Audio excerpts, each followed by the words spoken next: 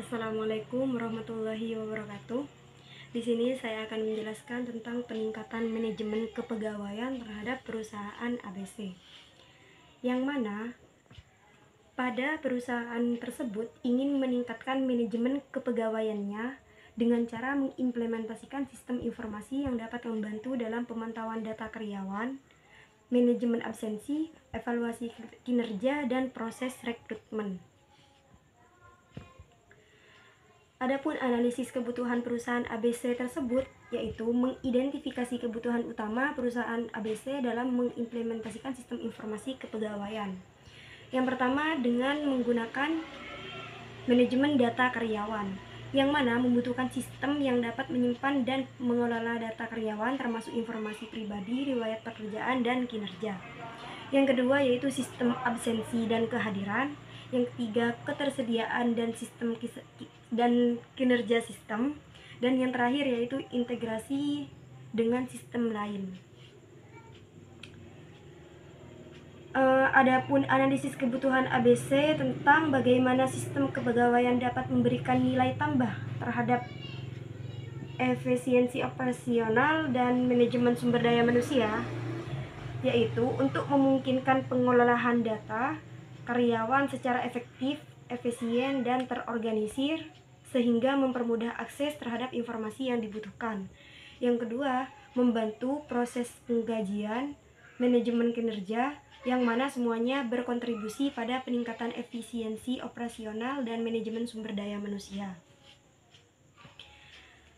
Adapun tabel utama rancangan struktur data database pada sistem informasi kepegawaian di sini yaitu tabel yang pertama itu tabel pegawai, yang mana pada tabel pegawai tersebut berisi ID pegawai dan di dalamnya juga terisi nama, jenis kelamin, tanggal lahir, alamat, nomor telepon, jabatan, dan gaji.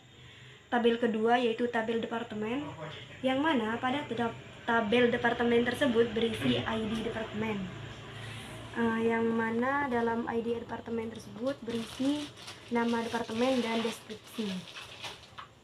Tabel ketiga yaitu tabel jabatan. Pada tabel jabatan ini berisi ID jabatan yang tertuliskan nama jabatan dan deskripsi.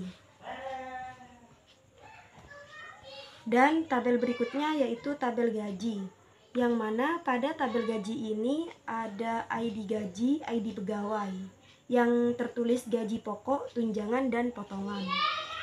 Dan tabel terakhir yaitu tabel absensi. Pada tabel absensi ini berisi ID absensi dan ID pegawai yang tertulis tanggal absensi, jam masuk, dan jam pulang.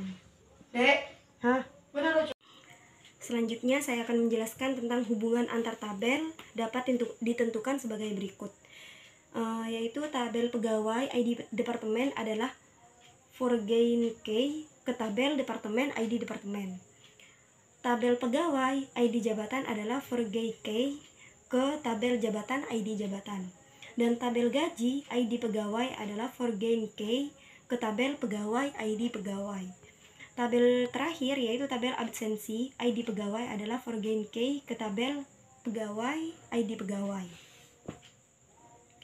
Selanjutnya yaitu sistem informasi kepegawaian dapat membawa potensi risiko keamanan informasi yang perlu diperhatikan, yaitu yang pertama adalah akses tidak sah, kehilangan data, pencurian identitas, serangan malware, serangan phishing, ketidakpatuhan regulasi, kurangnya pemeliharaan sistem, insider threat, dan integrasi sistem yang buruk.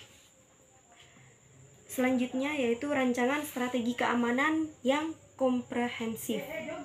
Yang pertama yaitu dengan enkripsi data, yang kedua pengelolaan hak akses, yang ketiga pelatihan keamanan untuk pegawai, yang keempat yaitu monitor aktivitas pengguna, yang kelima firewall dan proteksi endpoint, yang keenam yaitu kebijakan sandi kuat, yang ketujuh pemantauan dan tanggapan terhadap insiden, yang kedelapan pembaruan rutin, yang kesembilan yaitu ketentuan penggunaan perangkat pribadi, dan yang terakhir audit keamanan rutin.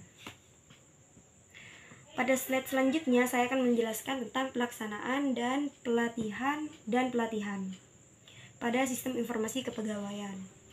Yang pertama ada langkah-langkah pelaksanaan sistem informasi kepegawaian dengan cara 1.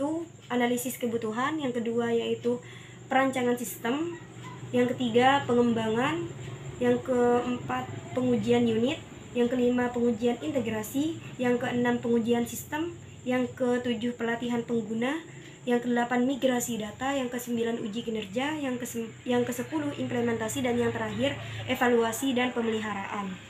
Selanjutnya ada rancangan rencana pelatihan sumber daya manusia untuk penggunaan sistem informasi kepegawaian. Yang pertama yaitu analisis kebutuhan pelatihan, pendahuluan sistem, navigasi dan antarmuka pengguna, manajemen data pegawai, proses rekrutmen dan perekrutan, manajemen kinerja, pelaporan dan analisis, keamanan dan hak akses, pertanyaan dan diskusi, uji coba praktis, evaluasi pelatihan, sertifikasi atau pengakuan. Selanjutnya tentang evaluasi dan pemeliharaan terhadap sistem informasi kepegawaian terhadap perusahaan tersebut, yaitu untuk mengevaluasi kesuksesan implementasi sistem informasi kepegawaian, perusahaan dapat menggunakan sejumlah metrik evaluasi yang mencakup aspek kualitatif dan kuantitatif. Yang pertama yaitu beberapa metrik evaluasi umum yang digunakan. Ada efisiensi proses, akurasi data, adopsi pengguna, kinerja sistem, migrasi data, keamanan, dan biaya dan penghematan.